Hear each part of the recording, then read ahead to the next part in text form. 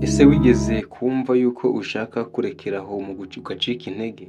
Ese wigeze gukora ikintu runaka cyangwa se business cyangwa se hari ikindi kintu ushaka kuba wajyamo imishinga runaka cyangwa se mu bintu bigiye bitandukanye ariko ukumva ucika intege? Ntabwo ari wowe wenyine ibi ngibi byigeze bibaho, hari abantu benshi ibi ngibi byagiye bibaho.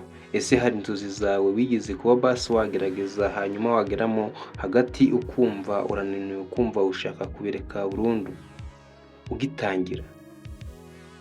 Uyu munsi niko tugiye kuva rero ku jambo riremereye tugiye kuba twavugaho, untinze iminota yawe mikeya kugira tuba turebe hamwe ibyo bintu ushobora kuba wakora hanyuma ibintu byawe bikagenda neza. Uyu munsi reka tuganire ku jambo rimwe rivuga riti ntukemere kurekeraho cyangwa se ntugacike intege cyangwa se ntukabivemo, never give up. Ibyo tugiye kuba twarebera hano. Ukandese ugafungura inzogera ko tutagira video nini gucika iturutse hano. Rero hari abantu benshi batangira business ariko iyo bakitangira ugasanga bahuye n'akabazo gatoya cyane, ugasanga bahisemo kuba babireka. Hari abantu batangira kujya mu rukundo n'umuwo bagiye kuba bashimanye, bakibigiramo hagati cyangwa se akabagitangira kumva ntabyo ashoboye. Ikintu cyose aba ari kugerageza. Trust never fail. Iyo ugumya kugerageza akenshi ntabwo utsindwa. Si uko utagwa ugerageza nibyo, si uko utananirwa kunanirwa nabyo birumvikana, si uko nta yandi mahitamo ufite amahitamo aba ahari. Nuko uko ugenda uhitamo, uko ugenda ukomeza niyo nubwo biba bigoye, komeza urebe imbere yawe icyo ushobora kuba uhateganyiriza, kuko ushobora kuvamo iyo step ariko ejo n'ejo bundi ukaza kuba wakwiteza imbere, cyangwa se icyo kintu wagumye ugerageza kikaza kuba cyakubyara umusaruro, ukaza kibyaza ibintu byinshi bitandukanye, amafaranga, ubukungu ndetse n'ibindi bigiye bitandukanye. Icya mbere ugomba gukora, ubuzima buvamo ibigaragazo byinshi bigiye bitandukanye. Iyo ugenda utera imbere hari challenges zigenda uhura nabyo, ugenda uhura n'imbogamizi za mikoro ndetse n'ubundi buzima bugiye burenze. Ubuzima rero ntibugenda neza buri gihe nk'uko weho uhora ubyifuza, hari igihe bigenda nabi. Hari igihe ugerageza ugatsindwa, ukagerageza ugacikwa rimwe na rimwe ntutsinde, ariko ugakumya ugerageza, ugasekwa, abantu bakakubona, mbese abantu bakabona yuko ibyo ugerageza bitakunda. Urageza abandi bakakureba bakabona yuko nta kintu wishoboreye. Ibyo byose ni ibisanzwe, uba ugomba kubicoma byanga bikunda, uba ugomba kugira gahunda ngenderwaho, kuko ni ibintu bisanzwe, ni ibintu biba kuri buri umwe wese, ahubwo icy'ingenzi ni ukudacika intege. Ibyo byose ni ibisanzwe, ntibizakubaho, ntuzatungurwe. Ikidasanzwe rero ni ikitakubayeho cyangwa se ni ikitakagombye kuba kikubaho. Nubwo bigoye ariko uba ugomba kubicamo. Abantu benshi bagira ikibazo si uko badashobora kuba bashoboye, ni uko bareka bagatangira, ahubwo bageramo hagati bakabasha kuba bacika intege. Baba bagiye kugera kuri hahandi bagiye kubona intsinzi, ugasanga bahise bacika intege. Kabiri, gutsindwa si ukuvuga ngo uba wananiwe. Gutsindwa si ukurangira burundu, ntabwo uba warangiye burundu. Gutsindwa rimwe bisobanura ko watsinzwe burundu. Gutsindwa kabiri ntabwo bisobanura none ko ushobora kuba wananiwe, ahubwo buri kintu cyose gishobora kuba ukagikuramo isomo, ukagikuramo intambwe ikomeye. Uburyo bwo kwiga rero ni uko ushobora kuba watsindwa, cyangwa se icyo watsinzwe kikakwigisha isomo rigiye ritandukanye. Abatsinze mu buzima ntabwo ari abatsinzwe akenshi, ariko bagenda bakomeza uko bukeye n'uko bwije. Ntibibuka iyo wagiye utsinda cyangwa se iyo wagiye utsindwa, niko navuga. Iyo ugize gutya ugatsinda, ntabwo wibuka uko inshuro wagiye utsindwa, ahubwo wibuka ibyo kugira ngo uve kugira wibuka ko wabivuyemo, uko wagenda gutsindwa ahubwo ukageza igihe ugatsinda. Nibyo bituma biguha motivation cyangwa se yo gutera undi muntu courage yo kuba yagumya akagerageza. Ahubwo ikintu kikuza imbere ni ukwakwibuka kwa kundi wahoje uratsinda, nuko bya bihe bikomeye n'ukuntu ushobora kuba warabivuyemo. Ibyo nibyo bikurura cyane, nibyo bikurura kuba watsinda, bikwigisha kwihangana ndetse no kugumya ukomeza no kugumya gutera imbere. Kwizera rero kuraremya. Kwizera ni ikintu gishobora gutuma ugera kure. Iyo uhuye n'ikibazo ugatsinda, uba wungutse ikindi gitekerezo. Umuntu mushya arushya uwo ari we ejo. Niba wakoze ikintu uyu munsi, ejo ukagisubiramo, uba umaze kumenya byinshi kandi umaze kugetinga experience. Abatsinda si abatajya bagwa. Iyo niyo ngingo ya 4. Ushobora gutsinda n'ejo ugatsinda, ariko ejo bundi ugashobora kuba nanone wagwa. Ntukibeshe ngo rero abatsinze ntibarwa, bararwa, bararira, barababara. Ariko nanone uko bagenda batsindwa niko bagenda bakuramo isomo. Ariko ikibaranga niki ni ukugumya bihangana, bihagararaho, bakagumya bagerageza, bakagumya umurava, ndetse ku buryo bakoresha ibishoboka byose kuba bazi impamvu. Niyo mpamvu bavuga ko uwatsinze si utabyutse, rimwe niwongeye gutinyuka akongera agakora. Niyo mpamvu byamunaniye. Iyo utsinze ukabyukongera ugakora, bituma uhora utsinda. Ariko iyo utsinzwe ukongera ugatsindwa ugacika intege, menya yuko ubuzima bwawe nanone aho bushingiye ushobora kuba kwangiza amahirwe akomeye. Ingingo ya 5, ukwizera no kwiyumvamo imbaraga, no kuba wakwiyumvamo icyizere kandi kwiyumvamo ubushobozi.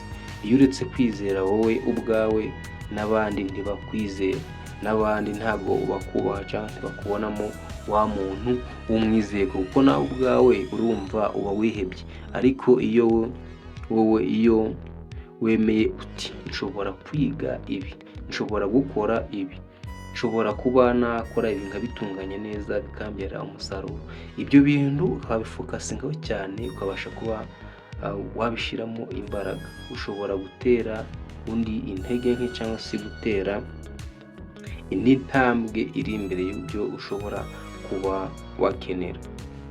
Waba watsinzwe cyangwa se utsinda bisaba igihe. Ibintu byose bisaba igihe. Kwizera wowe ubwawe ni intwaro ikomeye yo kudacika intege cyangwa kuba wagera kuri byinshi. Ntukabireke, ntukabivemo. Iyo ntwaro ntukayitange kandi ukayitakaza. Ingingo ya 6, gukomeza ukora ujya imbere, gukomezanya n'igihe. Hari abantu benshi bacika intege kubera ko batsinda cyangwa se batsinze cyangwa se batsinzwe.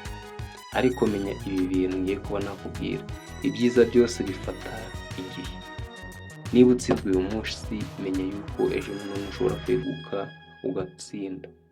Inzu ikomeye ntiyubakwa umunsi umwe, cyangwa inzozi zawe zo wigeze kugira ntabwo zishobora gufatwa umunsi umwe ngo zibe impamo. Zisaba igihe, umurava no kwihangana. Ingingo ya 7,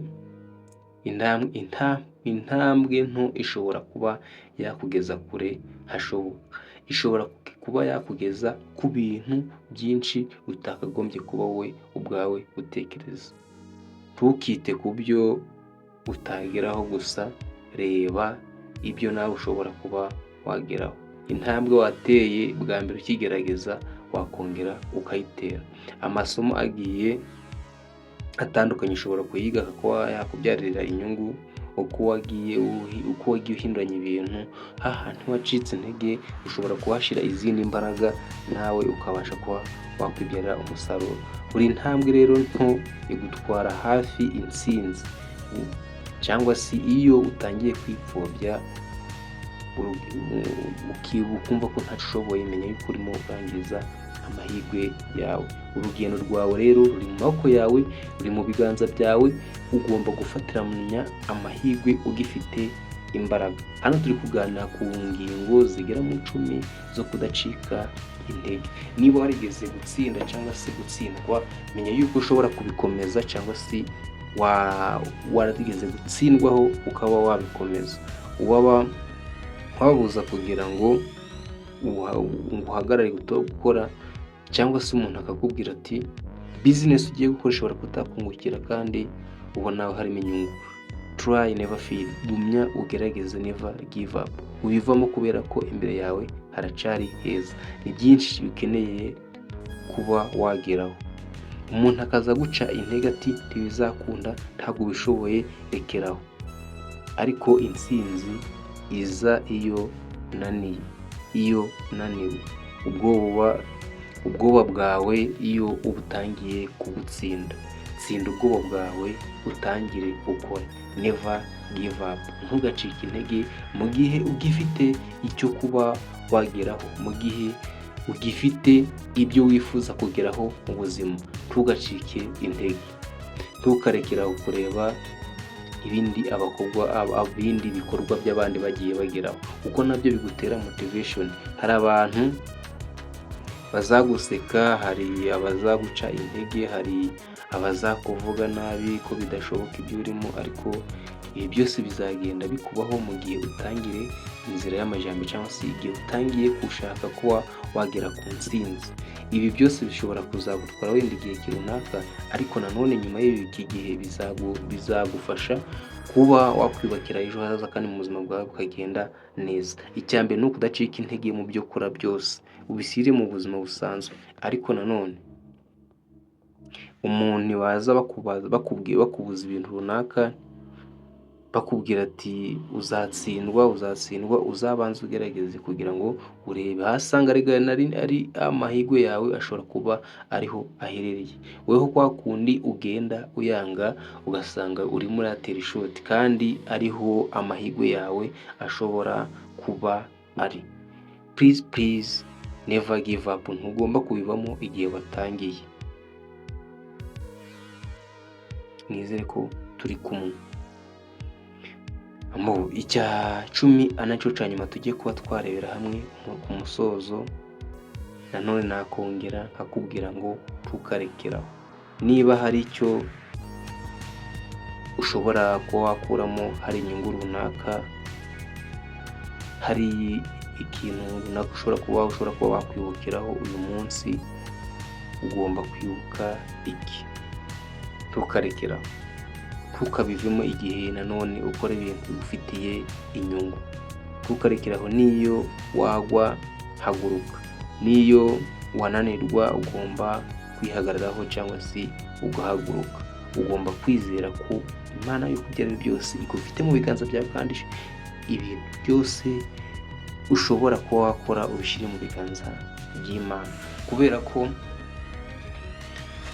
imishinga yose ushobora kuba ufite, gerageza kubishyira mu maboko y'Imana, nayo ibigufashemo. Nibyo ufite imbaraga, ufite amafaranga, ufite ubushobozi, ariko nyuma ya byose menya ko hari Imana. Wibuke kujya usenga.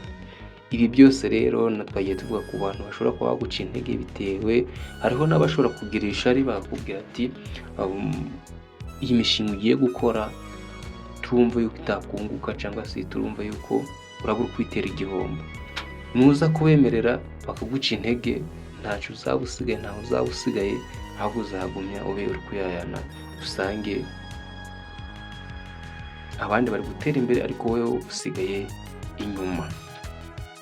Niba wagize amahirwe yo kuba wagera hano, iyi video ugende kuri step by step, urebe kuri munota cyangwa se kuri buri ngingo runaka icyo twagiye turayivugaho kugira akamaro.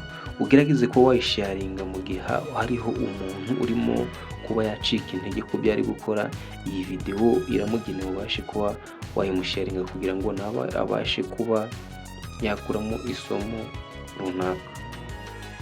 So rero ntibagiye kuba wayisharinga ukanda subscribe, ufungure inzogera atazajya video nimwe gucika ku byo wari ugiye gukora. Rero utangire bundi gusha, ntucike intege, imbere ni heza, never give up. Yaba ari umushinga w'amafaranga, yaba ari igikorwa cyiza ugiye kuba watangira kijyanye no kuba cyakugira ejo hazaza, tugomba gucika intege. Hano kuri Video Empire turabakunda cyane, reka dusubire mu zindi video zigiye zitandukanye. Hari ibitekerezo cyangwa inyunganizi muje mubyandika muri comment kugira ngo tubashe kuba twahera, kugira ngo turebe icyo tuba twafatanyiriza hamwe ku muryango mugari. Turabakunda cyane, bye bye, ciao ciao. Twibufurije guhigwa n'imirimo myiza no kubona amafaranga.